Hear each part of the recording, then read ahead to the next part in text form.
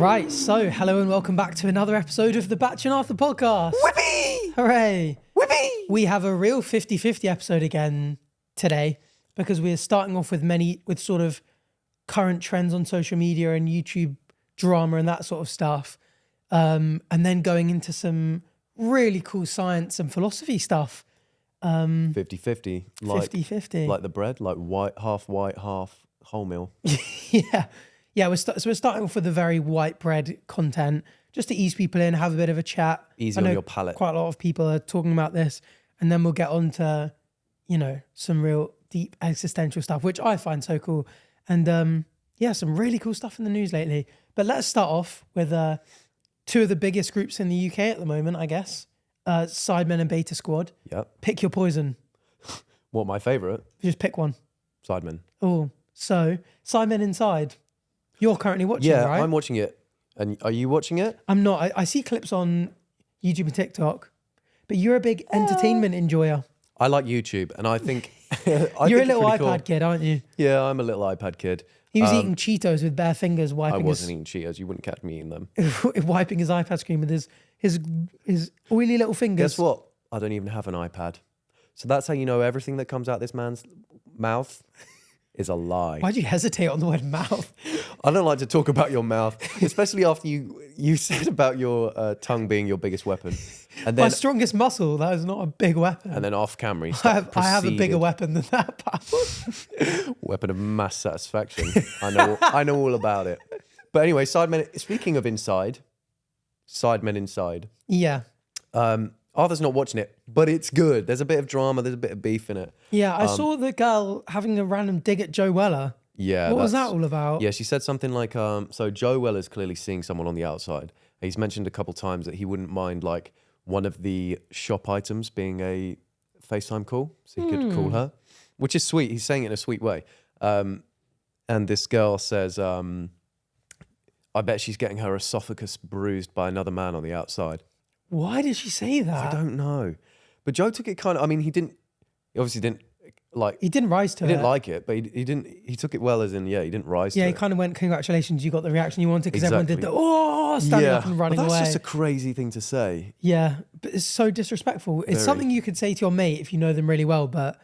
And he didn't feel like it was said in sort of a jokey way either. No. Sort of felt like she was digging at him. I don't know why. Maybe there's something happened off camera. It had bullying vibes from the clip, but what was it actually like? Like, did she generally come across as the type of person who's trying to rattle people and be a bit unkind?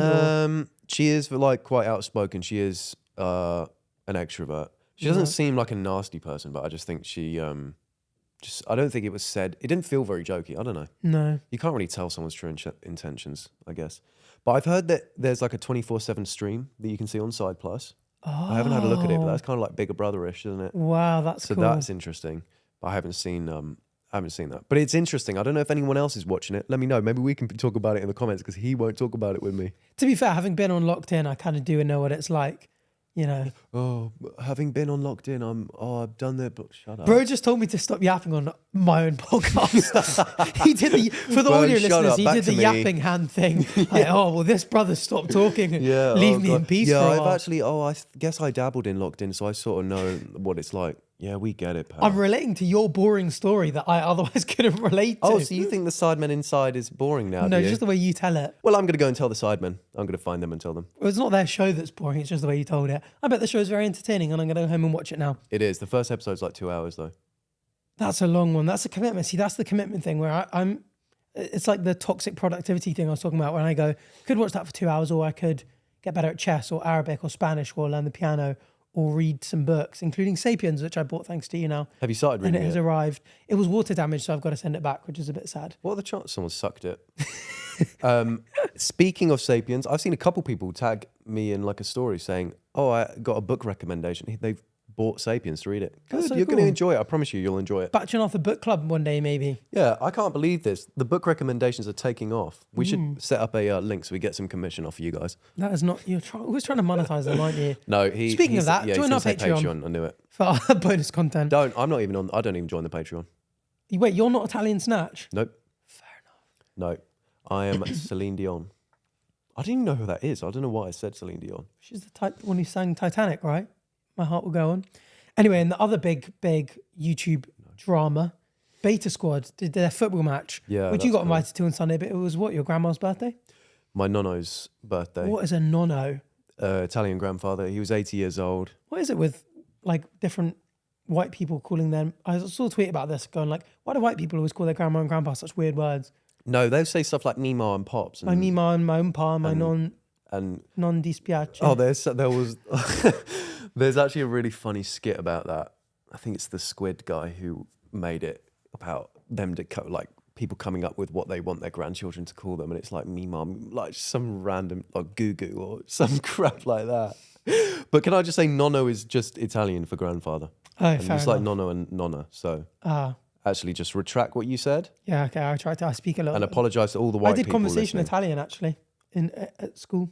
So Then you could have spoken to him at the weekend. I forgot that, but you are right. You decided to go to the Beta Squad match instead of coming to the family cookout, which he was invited to. Rory did not invite me to the cookout. You were invited to the cookout because we were going to vlog the whole thing and ruin his birthday. Oh, that would have been so good. But anyway, Beta Squad did the match, and did you see there was a pitch invasion in like the 90+2? Yeah, minute. anyone invading that pitch sucks, by the way. It's so annoying because you get to the end of the game, you're like, oh, it's a draw, there was a late on goal, and you're like, oh, this is going to go to pens, it's going to be a medal ceremony, and someone stormed the pitch, and a bunch of other divvies joined them and were like, oh, they stormed the pitch, and there were loads of people like TikToking it and being like, how cool is this? And thankfully, everyone in the comments and all the replies in the tweets are like, you are such a melt for doing this. For charity. Well, if you're going to invade the pitch, I guess it's like something that's unavoidable.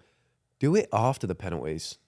Or don't do it at all. But yeah, at least wait until the show's finished and everyone's gone home. Or do it after the penalties and bring Arthur with you. Because you've paid good money to be there.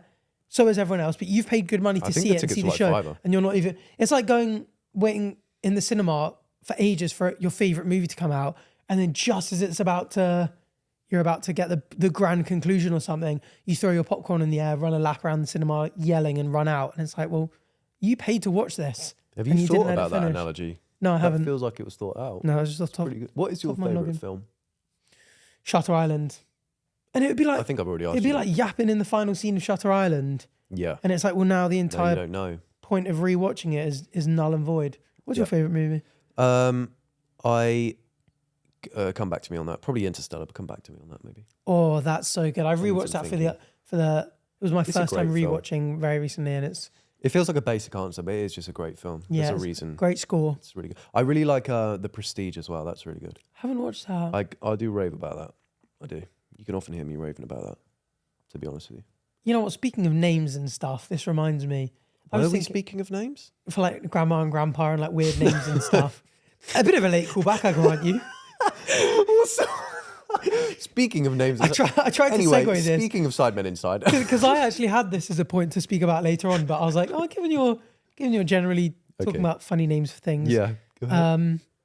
I saw a graph of kids who have been named Alexa at birth, and in 2013, when Amazon dropped their Alexa, it spiked very briefly. Oh. Because I guess people are like, oh, that's a nice name. And now everyone knows they're like, hey, Alexa. I bet I've just triggered a bunch of people's ones at homes. Yeah. Alexa, purchase new ink for the printer. Hey, Alexa, subscribe to the Bachelor Arthur Patreon for exclusive content. Come on. Come on. And now it's plummeted and barely any kids anymore are called Alexa. So when my younger siblings are like adults, they're just not going to really know. Alexa's going to be like an old granny name. Yeah, that's true. Which is kind of weird. That's interesting. Yeah. That's a really good point, actually. And I was just thinking, what other names have been ruined by pop culture and media and stuff like that? Because obviously Adolf will have fallen off a cliff. Oh, yeah. Why is that, though? The Austrian man. Anyway. And yeah, I don't know. I think there are loads. Like Karen. Fritz. Like who now is naming their daughter Karen? Yeah, that's true. Because it's so associated with... To be honest, they should have never done it. No. And you do a lot of skits talking about names and baby names and... Yeah. They're getting ridiculous now. Have you seen that? Have you seen I made a whole YouTube video on it. Yeah, it did really well. People really liked it. Because it was really hilarious and I was really funny and cute in that video. Yeah. But people are like naming their kids like Rubble Honey and stuff like that. I guess it's actually kind of cute. It's kind of to avoid this problem because then no one's going to be like, oh, you're Karen, that's typically associated with... Or Chad. Yeah, I mean, Chad's just gone off the cliff. Felicia. Everyone would just be like, bye, Felicia, Bye, Felicia. at your daughter every single day. Arthur. What's wrong with Arthur? Well, you know. Everyone would just associate it with me. Yeah, exactly. Oh, I think it's great. Arthur. Actually, I was speaking to my mum about this because it's actually a dilemma I'm having at the moment.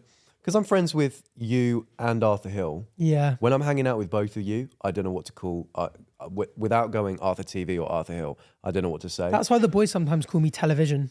I know, I noticed George calls you television, but that's too long. So Yeah, I'm it is. thinking, do I then use your surname and call you Fred?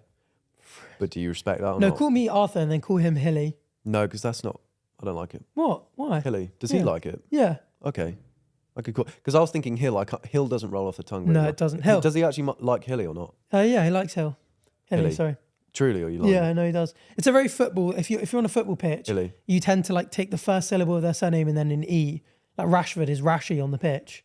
Oh, I wouldn't want to be called Rashi. Or like Scott Rashy. McTominay is Scotty. Like I'm I go, Rashy on the Scotty. pitch. Rashy. It's like it's just easier to say. I said I'm Rashi on the Yeah, pitch. Hilly. I said I'm Rashi on the pitch because I'm allergic to grass.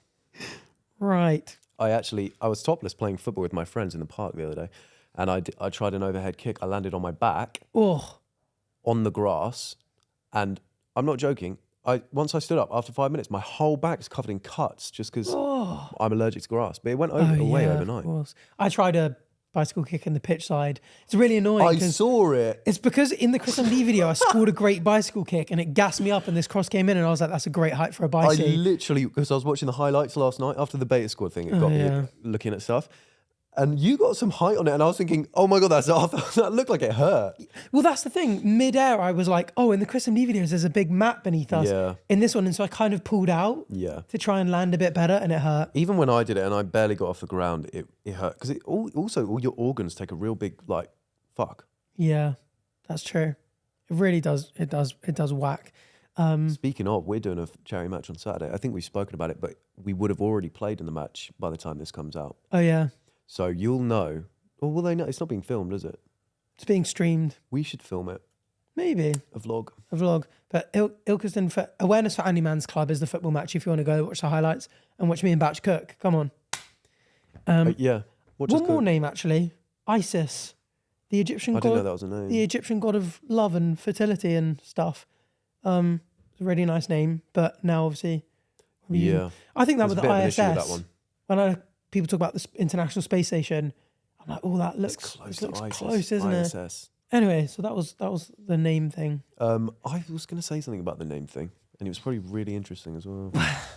Can't believe You I have to say forgot. something interesting. Oh no, I was just going to say that I don't actually have mine set up as to be called Alexa anymore. I've changed them because you can choose You you can call it like change it. Echo or computer. You can call it or whatever you Amazon. want, right? Yeah. I don't know now because the last time I did there was only 4 options. I don't know if you can call it whatever you want now. Yeah, I think You should be able can. to. Yeah. Can you really? I believe so. I'm going to call it Arthur. That's so cute. Now you have 3 Arthurs in your So life. you're my slave, What? and you'll do whatever. People I have asked want. me to stop doing that as well, going, what? Really? Yeah. We I do do it it too so much. We do it too much in real life situations. Yeah, we do. I think that's the problem. Yeah. Like you'll get a drink from the bar. Yeah. You're like, how much? What? Yeah. That's You £5. do it a lot louder than me. I do it under my breath, whereas you yell it. What? Because it doesn't make sense if you just go, What? What? because then you're like the baby. You know the baby who goes, I smell like beef? She also did yeah. one where she went, what? She woke, oh, was it her? I don't know. It was a baby that woke up and Yes, just went, the TikTok, the Vine, sorry. yeah. A classic. There was one more thing before we get onto the science and philosophy. We had our first sleepover, didn't Yeah, it was kind of uncomfortable. we? No, it wasn't. What? No, but I did turn up at his house. Candle goes straight on. Bit suspicious. I'm such a nice mood lighted person. He lit a candle. He's Candles got a are very nice. nice place, by the way. And then he forced us to play Fortnite We played Fortnite and we cooked. before and after filming a video. I got 5 kills, he got 4. Yeah, but who was alive last? Me. Yeah, because you hopped out of the car we were driving into. Sometimes you've got to. Yeah. That's what you do. You got to stand on business. He was out on the floor. Ooh, get red, pick me up. And then he was just a reboot card. I was like, shut your ass up. Your reboot card. You can't speak. And he's like, oh, get me for the reboot van. There was no reboot van in the final circle. There's no space for you. Yeah, there were man. like 3 more squads. It was kind of sad. Yeah, but The then new we died. Fortnite is kind of annoying though, because everyone drives around in cars with turrets and guns now. Yeah. Grenade To be guns. fair, it was it's difficult. We were playing split screen And that TV is large. It's a big. That's one of the largest TVs I've ever seen. Yeah, it's a You're 75 doing pretty inch well. TV. I think you're taking a bigger cut of this podcast. Well, TVs, interestingly, look at a graph of costs of items over time, rent, utilities, all these sort of things go up, computers, phones, price goes up. TVs are the only thing where the price sort of goes down over time. Really? Really interesting graph. So you can now get a gigantic Super HD TV for what used to be just a standard TV. Yeah. Well, you actually stole that one, though. You remember? From who? Just a kid you saw in the lobby. Yeah, there was a kid walking around with a TV. And you said, give me that. Give me that. Let me get that. And we filmed a horror game and I actually watched it back. Maybe this will be out by the time, but I watched it back. And it's so funny because I am so locked in. It's a horror game where you have to solve it, basically. It's a puzzle type game. And I'm locked in trying to solve it because I'm playing and Batch is sort of like observing and helping me. But he's in the back making all these funny jokes and I'm just not replying or even laughing at any of them. I was watching it through the edit being like, you're actually really funny here. Thanks. I was so oblivious. You sound surprised. I was trying to solve the like puzzles, trying to find the items. I was more making the jokes for the guy who's going to edit.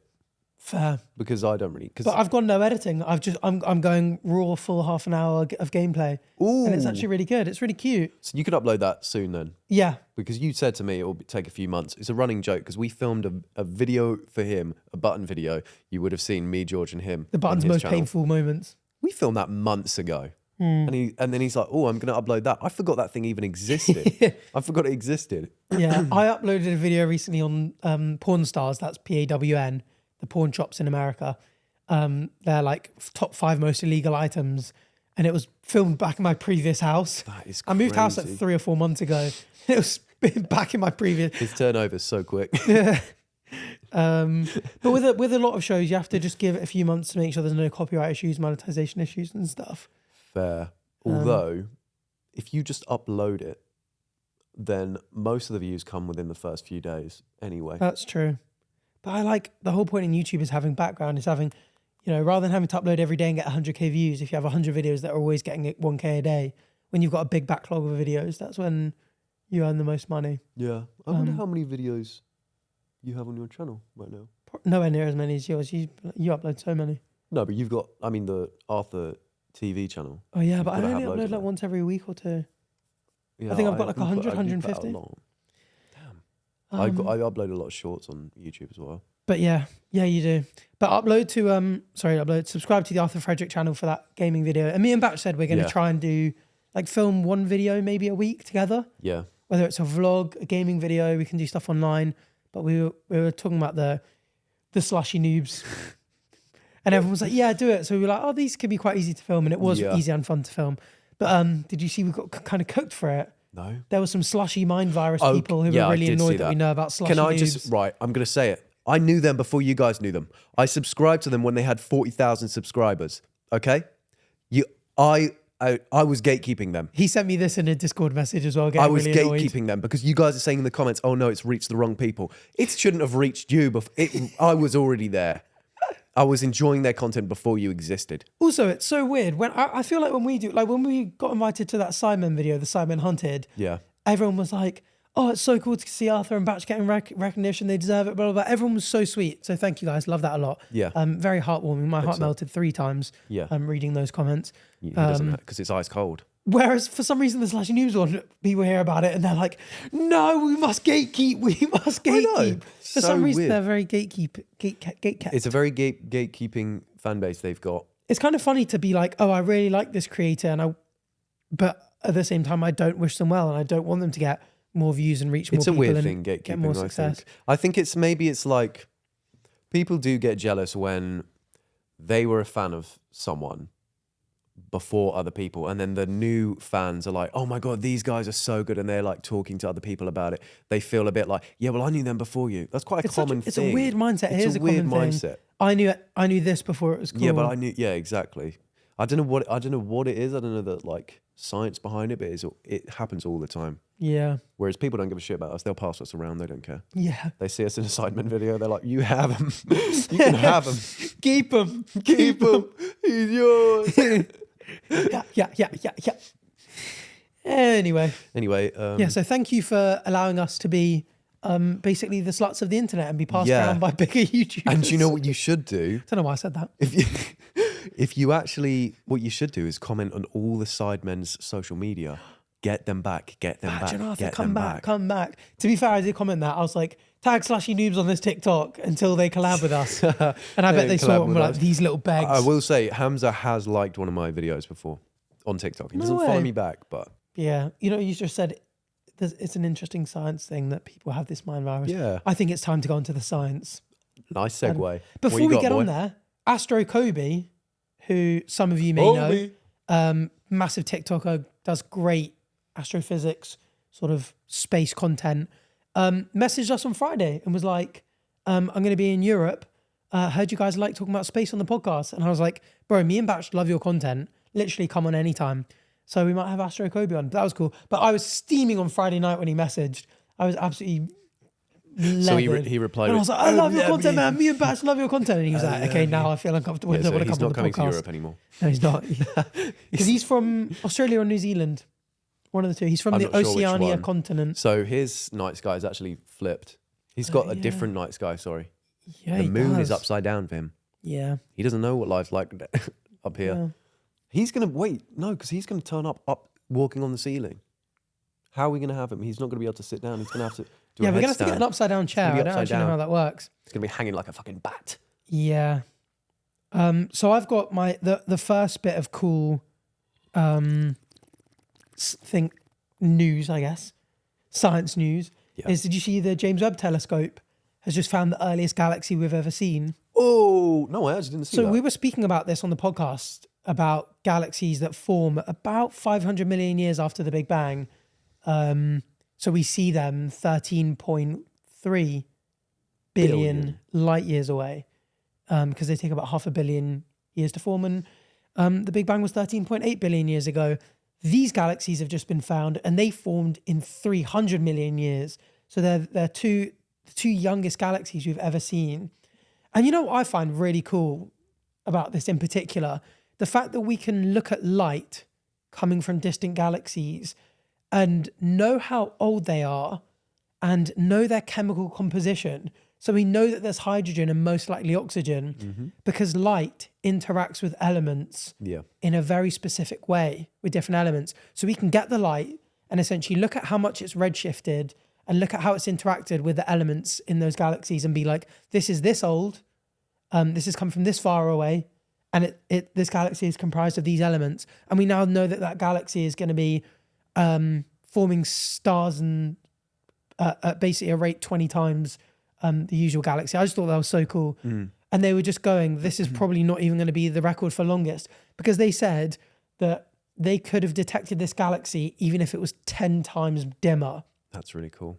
Just the tiniest, most inconceivable spot in the night sky, they've zoomed in and found this.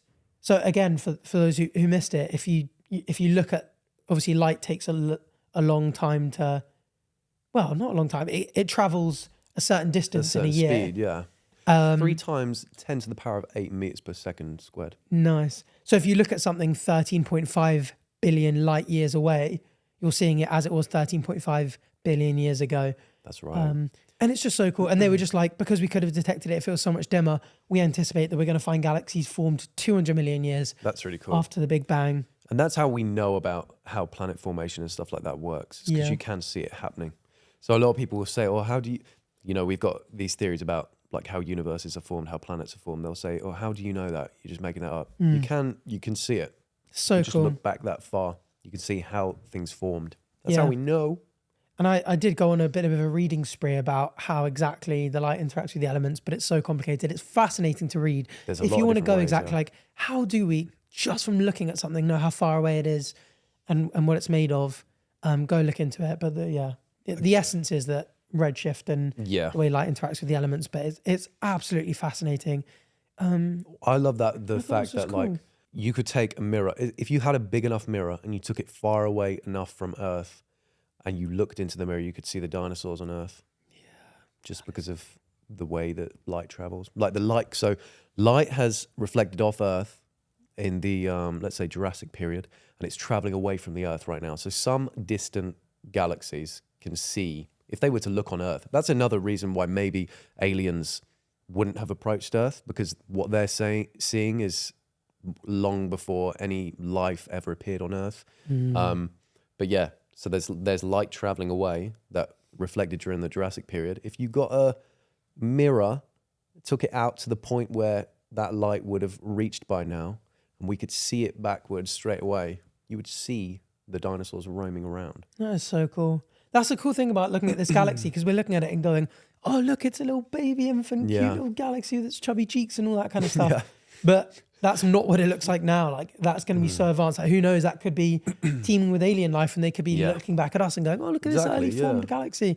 And we could be looking at each other and not even know. Exactly. Kind of scary and weird to think about, but it is scary. Just fascinating. But it's a good way to put things into perspective, though, because people often get confused about like the speed of light and how that affects what you see. Like they'll think that galaxy is still forming because of what they're saying, but the truth is that's what we see, but the galaxy formed billions of years ago. It's just not up to date. Even the sun, is it the light from the sun takes like 8 minutes to get to Earth? Yeah. So you're seeing the sun 8 minutes in the past. It could be exploded right now. We wouldn't know for 8 minutes. It could have gone out. Yeah. Could have gone out. The light could have gone out. Hopefully not for a lot while longer. Yeah. Because I need a tan. Yeah, you do. Pasty ass. Yeah, we've actually changed the lighting slightly because everyone was like, make it slightly warmer. So rather than sharper up lighting, we've got it a bit more in our faces. So viewers, let us know if you prefer it. It's a bit warmer. Yeah, what do you think? We might be super yellow again because I've colour corrected it badly. So who knows? I'm forming a tan at the moment, so he's still getting used to colour correcting me because each day I come back a bit darker. I feel like someone's going to come in and be like, why are you watching The Simpsons? And I'm like, oh, I've evidently not colour corrected this very well. He's just doing me dirty on purpose, I think. Yeah. He's making himself look like a Greek god and then just at my expense. So you look at him and then you swap to my camera and I'm just this yellow pink mess. I keep wanting to make segues on things you talk about because there's a dinosaur related segue coming up and there's a Greek segue coming up.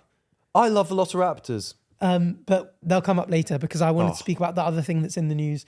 So last week, funnily enough, we just randomly spoke about vaccines, how they work, substances that, do you remember the definition, that elicit an immune response and provide an individual with immunity? The what? I think I might have missed the provide an individual with immunity. It's because immunity is such a weird word because I think people hear the word immunity and think, oh, if I'm immune, that means I can't catch it. Yeah. But immunity just means you have a greater resistance to something. Yeah. It's not really anything that anyone could ever be immune to, especially not with science. But the first man has been given a cancer vaccine. Really? In the UK. He got given one for bowel cancer. We were speaking about this. That's really cool. So I was anticipating that it may be that it's still, many years away from being mainline. And you've got some inside knowledge. Not saying anything. Because he physically can't speak much on biomedical information because he knows more than the average Joe. I used to work in biotech, but I'm not breaching any NDAs. This is nothing to do with any clients that work for us. This is just interesting. I had deep knowledge about it. Loved reading about it. Still do. But so last week in particular, we were speaking about traditional and mRNA vaccines, and they sort of they grant you immunity. They increase your resistance to things. These ones are therapeutic vaccines. So these are vaccines you take once you've already contracted the illness or disease. So this is a man with bowel cancer. Yeah. He's going through chemotherapy, radiotherapy, probably immunotherapy. Yeah. But he's already got the cancer and now he's getting the vaccine, which isn't traditionally what you get. If you've got a polio vaccine or a COVID vaccine or anything like that, you take it to give yourself immunity so that you have you're less likely to catch it, less likely to transmit it, less likely to suffer symptoms, all that kind of stuff. With this one, yeah. And the reason it's complicated is because, say, for example, the COVID vaccine, you just take a surface protein from a COVID virus particle and then you make the mRNA, as a blueprint for those surface proteins. Yeah. With this, it has to be specified to your tumor. So what it does is they've gone to this man and they've gone, here's your bowel cancer. Here's one of these tumor cells. This DNA is different to the rest of your body. There's a lot of mutations. It's growing very rapidly and stuff. And they go, let's take a surface protein from this and make the mRNA vaccine from that. So they make the mRNA be a blueprint for the surface proteins of your cancer cells, not your normal cells. Put that into your body. Very complicated process. That's why there's so many more ingredients in these vaccines. But they basically then go into your cell. That mRNA is packaged, goes into your cell. Your cells present these surface proteins, and they basically activate your T cells, your immune system to go, that surface protein, foreign, going to attack it, learn how to attack it. So when they finally come across your cancer, they go, I recognize that. Let's kill the cancer. It's much more complicated than that. That's slightly simplified, but hopefully that explains it. That's really interesting. In a way. And so now, hopefully, this man, it's going to go well. So he's now got this. And say this works. Yeah. That's just a cure for cancer. Then. That could be a cure for many, many types of cancer. That's insane. So this man is the first person to get it, but there are thousands more coming for this. That's really and cool. There has been publicly trials with a brain cancer one, and it had positive early results. Really? I haven't heard anything about this. Yeah, well, brand new. This was in the news a day or two ago. That's insane. But like unbelievably groundbreaking. I mean, as we get older and we sort of cure a lot of diseases and people aren't dying of other things, cancer is just one that we've struggled to combat. Obviously now, I said a couple of weeks ago that for the first time, there's over a 50% chance that if you get cancer, you survive it. Yeah. But I mean, do you know much about sort of cancer treatments and how they work? And I mean, I know a little bit about like obviously chemo and radiotherapy, but they're just not. They're very invasive. Yeah. As treatments, I mean, they work, but they don't specifically target the cancer cells. So a lot of your cells die anyway, and you get very ill from it. Yeah. So it's good that they're coming up with that because cancer is a weird one anyway. I mean, we make a cancer cell. I don't know what the stat is. We make a cancer cell every like couple minutes or something like that, and our body is fine with killing it. It's just if you make a cancer cell and your body doesn't kill it, that's when you start to develop cancer. Yeah. But usually your body just gets rid of it straight away. Yeah. But no, that's the first time I've heard about any vaccine related thing. Yeah. Cancer wise. Really cool. And people have been speaking about it coming in sort of 5 to 10 years, and maybe that will be when it's sort of available for everyone. But if they can nail this technology, that'll be amazing. Because with current treatment, so we have chemotherapy, which is chemicals that basically prevent cells that grow really, really quickly, divide rapidly from dividing and kill some of them. But that has major side effects because your hair is also made of cells that divide rapidly. So you lose your hair. And you have radiotherapy that sort of essentially burns the cells, and it's targeted.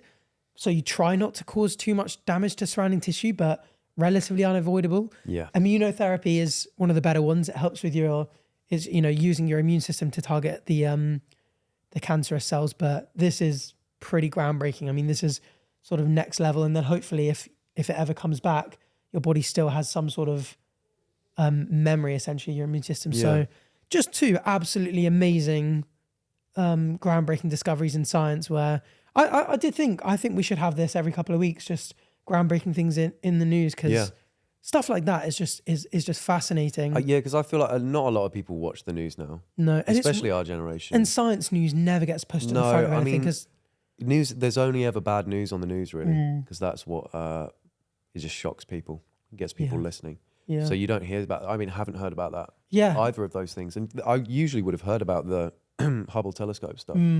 I was browsing a specific science website. Yeah. To find those. Not I Hubble, haven't found it anywhere else. James Webb. Yeah. James Webb. Yeah. Because I follow those sorts of things on Twitter. That's the only thing I use Twitter for. Nice. Is that sort of science stuff, because I don't like Twitter otherwise. Yeah, fascinating. And if anyone else has seen anything cool in the news, let us know in the comments, because we love hearing about it. Let us know. Enlighten us, because I get all my news from TikTok anyway. Do you? Yeah. And that's how you know it's valid. To be fair, TikTok should be pushing. I mean, maybe we'll clip this and put it on, and that'll be quite cool, because people can find out about it like that. But I told Bach, actually, loads of people came up to me at the Beta Squad match and were just really kind. I'm sure some of them will be listening now, just being like, I feel like this podcast is really different, because they kind of, it's not just the same types of topics over and over again, and, confessions and that kind of stuff, which we do, and we do enjoy. But we mix in stuff that, hopefully people find interesting and feel like they come away with like, oh, I've actually learned something from that. Yeah. Which is what I love. So we can have a little nerdgasm. Yeah. It gives us a reason to spend more time reading about these types of things. Yeah. And it's just so cool that there are people out there that feel the same and love hearing about this kind of stuff. Yeah. I actually heard Codyco. So Codyco did a video on podcast bro moments. Did you watch it? No, I didn't watch that. It was funny. I love that stuff. And he was talking about how he loves listening to content that teaches him stuff at the moment. Yeah. Where he gets productive stuff, obviously cooking the people that are going like Bro. Mallorca or Magaluf. Did he watch Same those place, guys? no? Did he watch those guys? Because that's what I thought it was going to be, and I saved it to watch It's later. a bunch of them. Oh, have you seen that one that Proddy Yeah. tweeted about them? Yeah. Oh my god. So funny. Such We a should do a funny video ourselves podcast. reacting to some podcast things. Yeah. I started gathering a few clips the other day. I mean, was I like, almost made a "There's whole an video on infinite those guys, but there's like a hard line between like, what am I going to do? Sit there and go, oh, that's stupid, and just Yeah. criticize them the whole time, which isn't really like. Yeah. I didn't really want to do that. Also, it does feel a little bit like, I don't know, because obviously there are a lot of podcasts that don't do what we do and do what, we might be joking about now that get a lot more views than us. So I don't know how I feel about personally having a podcast and shitting on other people's podcasts, because as much as I might go, that's not my cup of tea, or this is brain rot or whatever, like there are plenty of people that enjoy that and deserve to enjoy it, and they deserve to make that kind of content. And if people enjoy it, fine. And it's kind of a tough one, because obviously we do make a lot of content just roasting other people. Like we do have a laugh laughing at other people. I had a the same crisis time- about that not long ago, because I was Did like, you? I just want to switch up my content, because most of the sort of like commentary videos, you have to criticize other people to get a video for yourself. Yeah. And I We don't do keep really it like lighthearted. that. Yeah. We're not like takedown YouTubers that go, this person's career needs to end, blah, blah. Yeah, It's always exactly, like, look at this crap cooking or Yeah. podcast. And it's, Yeah. it's a bit of lighthearted fun, really. There's but, a way to do it, yeah. Yeah, but I thought now I have a podcast, does laughing at other people's podcast, and I'm going to say stupid stuff on this podcast. I'm going to get scientific facts wrong and forget words and all that kind of stuff, and Because people make have mistakes. dumb takes. So I didn't know how I felt about it, but I was like, is it that deep? Should I just do it anyway? Yeah, to be 'Cause it's just a bit of honest, fun. Yeah, I feel like criticizing people's fine as long as you're open to criticism yourself. Yeah. You Like, I criticize don't me all care the if time. people shit on this podcast. This is the best podcast in the world. So what can you say? Even Joe Rogan said himself. I almost said Did Tom he? Rogan. John Rogan. John Rogan said himself on his podcast. He said, "You need to watch the Bach and Arthur podcast." Yeah, might have been This AI. is Joe but Rogan. This is Joe Rogan. Listen to the Bach and Arthur podcast. It's Joe Rogan here. Watch the Bach and Arthur podcast. That's what he said. Yeah. Trust me. Guess what? What? I'm going to watch Brian Cox's tour. No way. Yes. We're doing our best to get Brian Cox here. Yeah, we are. We're on our hands and knees and begging. Are we really though? Have we actually reached out? Lara, have we reached out to him yet? We No, will do so this week. We haven't tried yet, guys. Yeah. Actually, I've already tried though. Yes, you actually have. Well, not me, but yeah, my team, my The Bach massive, squad. my massive expansive team reached out and got ignored. So Yeah. he's too busy on Mars, I guess. So I have a nice. So we've got a philosophy question coming up, and I've got a nice one to bridge the gap. This is slightly more up my alley because it's more Your what? up my alley. Why'd you do that voice? I don't know. I feel like alleyways only exist in New York. Up my alley. Get out of my alley. No, I've got one near me. Do you? Fair enough. Alleyways exist in England. Thank you. See, now I've made a stupid point. Now I've said something stupid. I'm going to cook for guys, it. roasting. The alleyways only exist in New You're York. getting cancelled for that. You Yeah. actually are getting Cancelled? for that. You actually are. I don't. If any New Yorkers are here, I didn't mean to offend you. That was kind of mean of me. So we've got a submission question from Ruby. that blends Ruby. Science and philosophy. That blends them. Yeah. Do it then, blend them. And it's a classic. What came first, the chicken or the egg? I really want to know your guys' opinion on this, because in terms of evolution, I'm 100% sure it's the chicken. I can't see how it possibly be an egg that came first. What do you guys think? It's an egg. Because Go on. the mutated gene to turn from lizard to chicken would have appeared in a newborn, fresh in an egg. It didn't just so it wouldn't have, say you've got like a lizard walking along. Let's just simplify it like that. That lizard doesn't just all of a sudden develop a mutated gene Yeah. that will go on to create the chicken. Yeah. It will happen in reproduction in the egg. You know what I mean? In the egg. Not in the egg, but in producing the egg, Yeah. there would have been some mutation that meant that offspring had some, started the ball rolling. Yeah. Do you agree or not? Yeah, I do. Is that right? Yeah. So you know better about this. That's just my yeah. So guess. that's pretty much spot on actually. So chickens, as all birds, evolved from reptiles. So you have prehistoric reptiles basically that gave rise to modern birds. And so a lot of people, again, I think when they think about evolution, think about one animal giving birth to a completely different kind of animal. Mm-hmm. Have you ever seen the evolution of whales over time? No. Really cool one to see because we have such a thick fossil record of them. Yeah. And they go from these two kind of like tiny deer-like creatures about 30 to 50 million years ago. Yeah. You've got these two, the Pakicetus and Indohyus. So Pakicetus is the first word, is Pakistan. Yeah. And then cetus is whale. And it's basically the ancestor of a whale. Wow. Used to roam the plains of Pakistan. That's really cool. And a lot of people, when you go, oh, that's the ancestor of a whale, go, when did that ever give birth to a whale? Yeah. But we actually have fossils of Rhodocetus and Ambulocetus and all of these in-between fossils. All of these cetus. Where you watch this four-legged creature, this deer-like creature, slowly evolve into a whale. And, maybe it started spending a bit more time in the water. Maybe some of these Pakicetus chilled in the water, some chilled on land, and the ones all on land, maybe there were more predators around there and they all got eaten.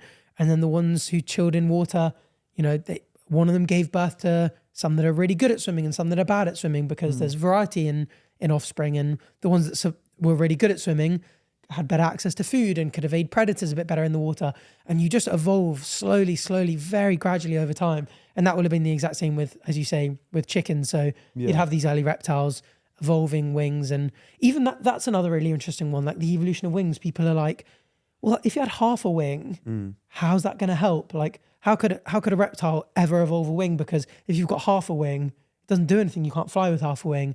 But you can see these animals that go from jumping in trees from one tree to another. I mean, you can see flying squirrels now they're not wings, they can't fly, but they're much better at gliding, and that gives them an evolutionary advantage. Yeah. And so you go from jumping to gliding to being able to, soar a little bit with the winds and all the way to now being able to fly. So everything in evolution is just very gradual. Yeah. And like you say, you've got something that one day wasn't a chicken that laid an egg, because all of these reptiles, it's worth saying that eggs have been around since the Carboniferous period. So eggs have been around for about 312 million years. Back, those early reptiles were laying them. So before chickens were around, eggs were around. So in that time frame, definitely the egg came first. Yeah. But the reptiles evolving to chickens, eventually, like you said, there would be one day where something that very closely resembles a chicken will have laid an egg that had genes that were slightly different, that are now what we call a chicken. And then, a chicken was born. But the major difficult thing is that we as humans, again, it's something we've spoken about before, like to lump things into categories where the categories don't objectively exist. So if you lined up a modern day chicken and a reptile from 300 million years ago and said, where does a chicken stop being a chicken? There's no right answer. No, so gradual. So you look at two things and be like, these two are indistinguishable. This is the parent, this is the offspring, they're indistinguishable. But because you keep going side to side, side to side, each one next to each other indistinguishable, but over time, the gradual change, you select one from here and then one from 100 million years ago and you go, they're obviously different. Yeah. So there's not really a line where you can say, this wasn't a chicken and it gave birth to this, which was a chicken. But wherever you would draw that line, every one of those things where you'd go, if you say one side's a chicken, one side's not, the chicken came from an egg, but that egg didn't come from a chicken. So that's essentially the explanation for that. It's just across so much time. Yeah. It's hard to get your head around like, a whale coming from like a deer-like creature. But you've just got to remember how much, you can't really comprehend the vast expanse of time in between that. That's why some people deny evolution, I guess. Yeah, it's hard to make sense of. And I think a lot of the questions people have about it are very valid. Like, initially, it's very reasonable to look at this tiny skeleton. I've seen one. I've seen the Pakicetus and the Indohyus skeletons in the Natural History Museum in New York with Chip. He's obviously got Pakistani heritage. Yeah. So he thought that was even cooler. But, you know, to look at that and someone say modern Wales came from that, I think it's pretty reasonable to say, did it? How do we know? But the thing is, obviously, you have to investigate the claims and see why. And, you know, we have an immense fossil record of transition over time.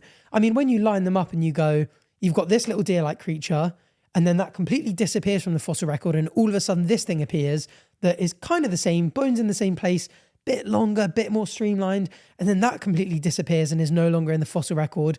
And you have this this law called Steno's law of superpositioning, where each layer, newer layers in sedimentary rock are higher up.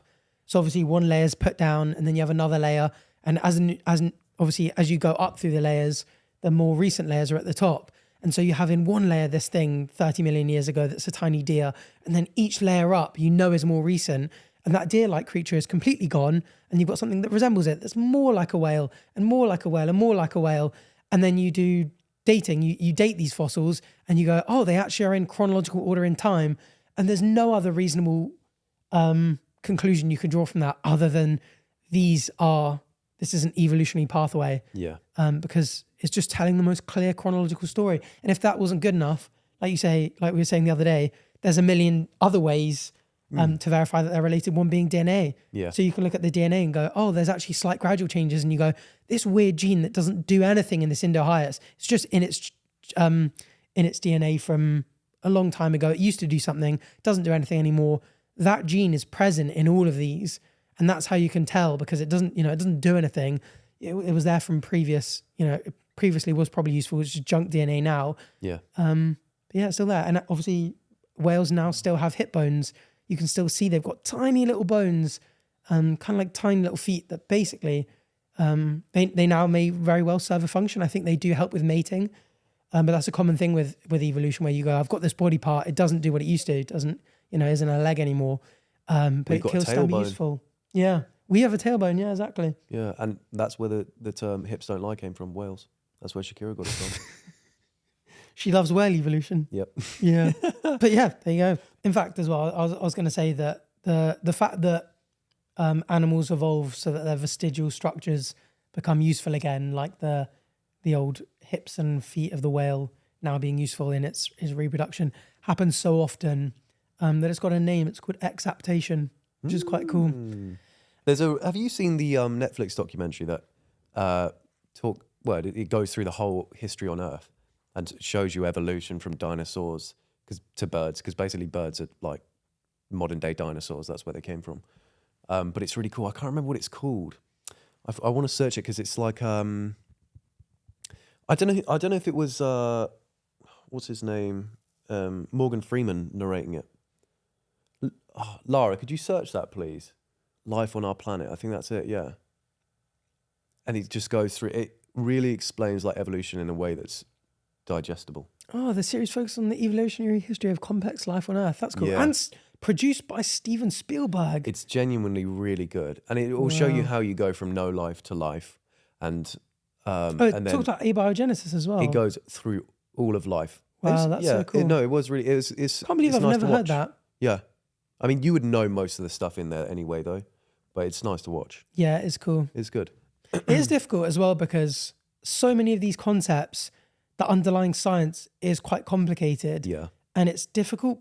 I think that's why a lot of science communicators are so famous. You have people like Neil deGrasse Tyson, Brian Cox. They can not only understand the really complex science, they can just present it in such a simple, easy to understand, digestible amount. Exactly. And it's something I'm always conscious of, because when I'm explaining these things, I'm like, am I rambling too long? No, I think you Does do this it make just sense? as well, if not better than Neil deGrasse Tyson. Oh, thank you, man. I appreciate that Truly. a lot. But it is a skill I'd love to get a lot better at, because I would love to see you in the future doing like a documentary on like biology related things. You know what I mean? yeah, Like you see Brian Cox doing a series on physics and space. I'd love to see you with your own series on evolution and stuff like that. that is probably one of my end goals. And I think you could do it. Wildlife, I would love it. I think there's space for it. Someone has to fill the boots of whoever's doing it right now. It's true. Yeah, You know? so David Attenborough. Exactly. Someone needs to fill his boots. I pray he's around for many more decades. He's but so good. although his boots are too big, I could never fill those. But I would love to do something like that in the future. Yeah. And I do love it. It literally is my favorite thing about having the podcast is going like, I kind of get the chance to do badly what I love hearing other people do. Yeah, yeah. No, it's good. You get to talk about whatever you want to talk about. Yep. And yeah, I mean, it's not easy. For instance, like that would maybe be your end goal, doing something like that. Do you think it's not easy to show that you can do it? Yeah. Without this podcast, because you can't start doing it in a YouTube video. No, you can't. It just wouldn't hit as well. No. But you can start talking about it in a podcast, and then eventually you could maybe create like a separate account on YouTube where you do specifically that. You know, it's just it's a good like platform to express your interest in something and develop storytelling of it and stuff like that. Yeah, exactly. Yeah. So keep your eyes out, BBC. And keep the questions coming. Obviously, Bach is much more well versed in astrophysics. So if there's questions about the universe and stuff that Bach can probably answer better than me, just bring them all. Bring all the questions. I could tell you the meaning of life as well. He can tell you anything. Yeah. Literally anything. Anything. It'll be a lie, but I can tell you anything.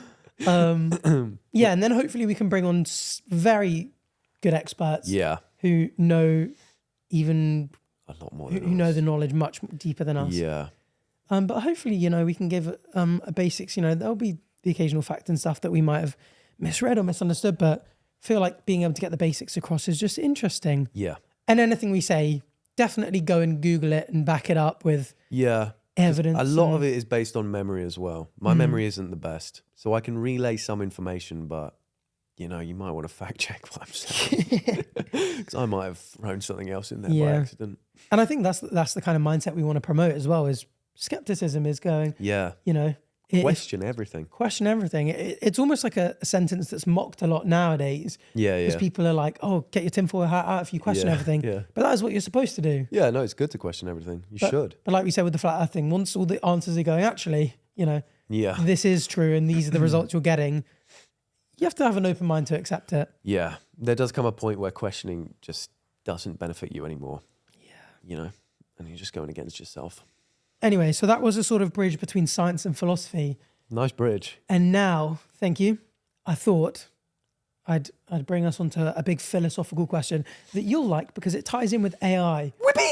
But Lara's going to love this because she's Greek. I like AI and Lara is Greek, so this is for us. A bit of Greek mythology to start us off. So, have you ever heard of Theseus? Heard of him, but him? Him. Yeah, heard of him, but don't know anything about him. Tell me. Do you know anything have you heard of the ship of Theseus? Yeah, it all rings a bell, but I can't remember a thing. Well, for those of you who don't know, Guilty. Theseus was in Greek mythology a king of Athens. And his father, every 9 years, his father, who was also a king of Athens, his father every 9 years was forced by King Minos, the king of Crete, a small Greek island, to send him 7 Athenian children, seven Athenian boys and 7 Athenian girls. Damn. Every 9 years. He wanted 7 of both flavors. And they would be planted in, also gender binary, not very 2024 of them. Yeah, but at the time. Yeah, fine. They would be planted into this labyrinth. Yeah. Where a minotaur would eat them. Which, I love minotaurs. You do love minotaurs, don't you? My favorite thing in Greek mythology. Well, not because it's kind of a bad character, but it's just something that always stuck with me because it looked cool. Half bull, half man. It is cool. Yeah. It is a cool one. Cool, yeah. And so one day, Theseus said no more, and he slayed the minotaur, killed it, and then escaped on a ship to Delos. And he left no crumbs when he slayed. Another little Greek island nearby. And so to commemorate him, the Athenians every year would take that ship on a pilgrimage to Delos. Damn, so he really just slayed the Minotaur and went island hopping. Yeah, he did loads of great things actually. There's a lot of stories of him in Greek mythology. He had a crucial role in sort of politically uniting Athens, Theseus, but he's definitely most famed in the world of philosophy for the ship of Theseus problem. Because people started pondering, and philosophers at the time, ancient philosophers, after hearing this story, said, let's reduce this to make it really easy. Let's say the ship is made of 100 planks of wood. And every year they replace one plank of wood. They just do a bit of, maybe it got a dent, maybe it got a bit rotten, whatever it is. And they replaced one plank of wood. After 100 years, not one part of that ship was the original ship.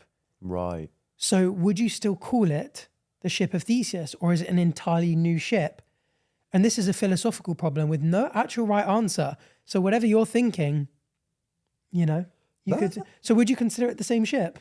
Yeah, because I don't think it's a physical thing at that point anymore. It's more of something that exists in our mind. A construct. Interesting. Sort of like our cells die and we grow new cells all the time. Human body replenishes all of its cells on average every 7 years. So in 7 years' time, you're not the same person, I'm not technically. the same person. Although, your brain is still the same, right? Or do even the brain cells do that? I don't know. Lara, don't know can if you it's quickly just check, skin actually? cells. Do brain cells regenerate? Because she's too quick at typing, actually. They are capable of regrowing. It was previously believed that adult neurogenesis was not possible, but more recent research suggests that it does happen. But it doesn't sound like it happens like in a cycle where all of the cells are new cells at a period of time. Yeah. But definitely with skin anyway. Yeah. So that your outer shell is different. Yeah. Well, yeah, I think at least the majority of your cells in the body. But that's interesting because that is one of the main arguments, is that constitution is not identity. So you're not necessarily made up. The ship isn't just the sum of 100 planks of wood. Yeah. It's its own sort of abstract concept. Yeah, I think so. It's interesting. And I think actually, I know I mentioned this book a lot, but I think it speaks about something like that in Sapiens. It probably does. Because it explains a lot about the human mind, how we more just adhere to like constructs made up in our own mind, but we say it's like Peugeot isn't a real thing. Yeah. It speaks about that, which is, I won't go into it, but it's like Peugeot is just like a made up thing. Peugeot isn't like a physical thing, but people work for it, and you know what I mean? It's just something that's been said. Yeah. There's another one that I really like that I think I naturally subscribe to more, which is the idea of continued identity. Yeah. So at every single stage, almost I guess kind of a bit like evolution, like we were talking earlier. Yeah. When you replace one plank of wood, there's no point where you go, that no longer is a ship. It continues to have this identity. Right, yeah. Because that's right. I guess like after having the first plank replaced, it's still completely the ship. It's just had a little bit of a glow up. Yeah, yeah. You know what I mean? Exactly. But this is where it gets really interesting, because what if I were to tell you that when they replace that first plank, they just put it over here in a separate shed, and then year 2, they put that other one there. So you've got at the end of 100 years, you've got this ships. original ship, which is the ship of Theseus, that has completely new parts, not one plank of wood on it was ever did that sail. In the shed next door, you have a completely built ship of Theseus. Every single one of those planks does all of a sudden that become the ship of Theseus. but what if I said to you, people change, right? I'm a very different person to who I was, let's say 5 years ago. Yeah. Okay? I was sort of a child anyway. So let's say each year, mathematically, 20% of you changes. Okay? Into like you've got a complete new belief system. You're a completely different person. The way you come across is completely different. Yeah. So after 5 years, you're a completely different person. Right. Is the person you were 5 years ago you, or is the person you are now you? Yeah. That's the idea. It's the same resolution, is it? Both you. I would imagine continued identity probably sticks there, because you never... And also no one's getting those previous parts and assembling an old you. But what if they did? Yeah, what if they took, let's say every single cell, including in your brain, completely 5 years regenerated, ago. and someone took all of those cells and put them together again? It's a difficult thing because it's like living versus non-living matter. But that's why it's so interesting, because the continuation of consciousness is like the main thing. You'd be like, I've remained continually conscious. Yeah. So whatever that new thing that's built, it might have my memories, it might have all this, that, the other. It can't be said to be me. If I die, that thing is not the continued of me. You cease to exist. But I feel like they would say you did that. You put the planks to a side and you built the original ship, which is like out of the rotten planks and stuff, and you've got the new one.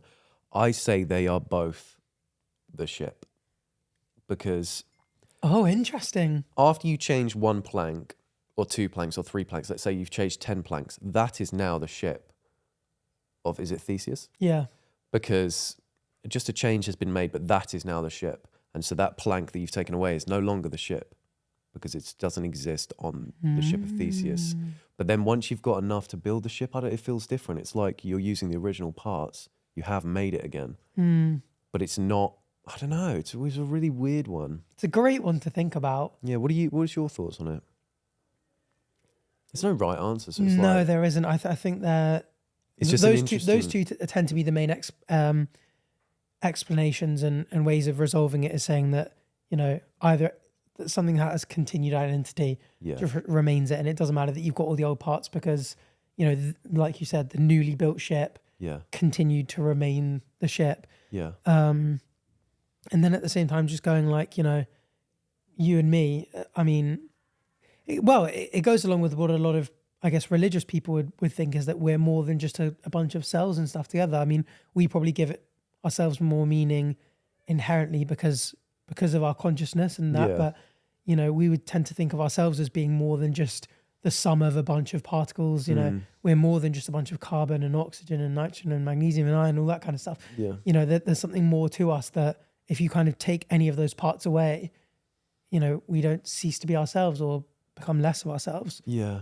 It's just it's a real thinker. Like, because you could apply it to anything that's like being built. Like if we changed one part of this, like 10% of this podcast set every year after 10 years, is the new version our podcast set, or if the one that you've put in the shed, that the podcast set? Yeah, this is, so it comes up a lot in, obviously, in terms of humans and identity, but also I really like it in terms of like ancient architecture. So the Roman Colosseum is crumbling, and that's not an insult to it. It's fantastic that it's held up this long. Yeah. But a lot of people want it to be rebuilt, so you can walk around and go, wow, this is exactly how it would have looked, because it's made of the same stone and stuff. Yeah. But then a lot of people go, that new bit just wouldn't be the Roman Colosseum though. That's a big one. I guess that's slightly different because they've allowed it to deteriorate to such an extent that you do overnight have a massive shift.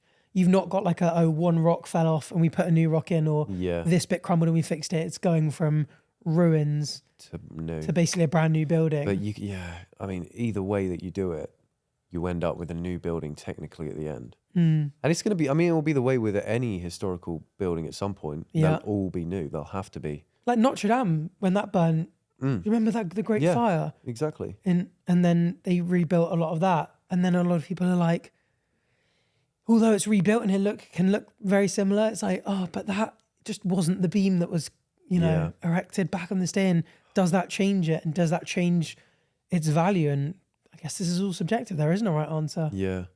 You know? It's a weird one, especially with the historical buildings. Yeah. Because eventually there will, either you have to let them die, crumble, and they're gone, or rebuild them. And it's funny because let's say for example your grandma gave you a lucky cricket bat. You know, before she passed away, she was like, "Oh, you love cricket at school. I've given you a granny cricket bat." And then one day in PE, I swapped my bat for yours. Yours was just in slightly better quality, almost indistinguishable. But I realized there was a little crack in mine. I swapped mine. If you didn't know that, the new bat that had nothing to do with the original bat still has so much value to you. Yeah, in my mind. And you're giving it that value because that's your subjective experience, regardless of whether or not, even given the bat isn't the one that was given to you. Yeah. It's got this sentimental value. That's it. It's the value you give something. Yeah. It's like I've got a toy from childhood, which is like all the stuffing is out of it. There's holes in it all over the place. There's an option to get it like restuffed and sort of patched up, but then it's not. It's the exact same problem. Yeah. Exact same one. It doesn't feel like the same. So I don't know. Yeah. I think there is a beauty though in letting something come to the end of its life, even though it's not living, you know what I mean? Like I will hug that toy until it is just a crumb and then it's gone. Yeah. I like the idea of finity. You know? Yeah, I guess, because you look at that bear and you're like, oh, the reason it's so dirty and torn and stuff is because I've hugged it so many times. And that's almost like a representation of its value. Yeah, and to keep it going forever would sort of diminish the value a little bit, I feel. Interesting. I think the idea of it eventually coming to the end of its shelf life, whatever, makes the sentimental value of it even better. And that's funny because when we spoke about living forever, that was a point a couple of people made. Yeah. I don't think I agree with it, but a lot of people were like, if you lived forever, there'd be no point in living. Yeah. And, you know, we all of a sudden lose our value, which I don't necessarily agree with, but I can definitely see that argument. I really can. Yeah. I really can see that argument. And now we've delved so deep into existential problems, we're going to leave you on that. Good luck sleeping tonight, guys. Yeah, good luck. Put a comedy on. You've had so much to think about. Actually, this will go up on a Thursday. If you're feeling like, oh, you can't go to sleep after that, I upload on a Thursday. Go and watch my video. And if it's any of the other 6 days of the week, go watch my channel instead, Arthur Frederick, because the videos will probably send you to sleep much quicker anyway. Because they're more relaxing. You'll be 1 minute in and be like, this shit boring as hell.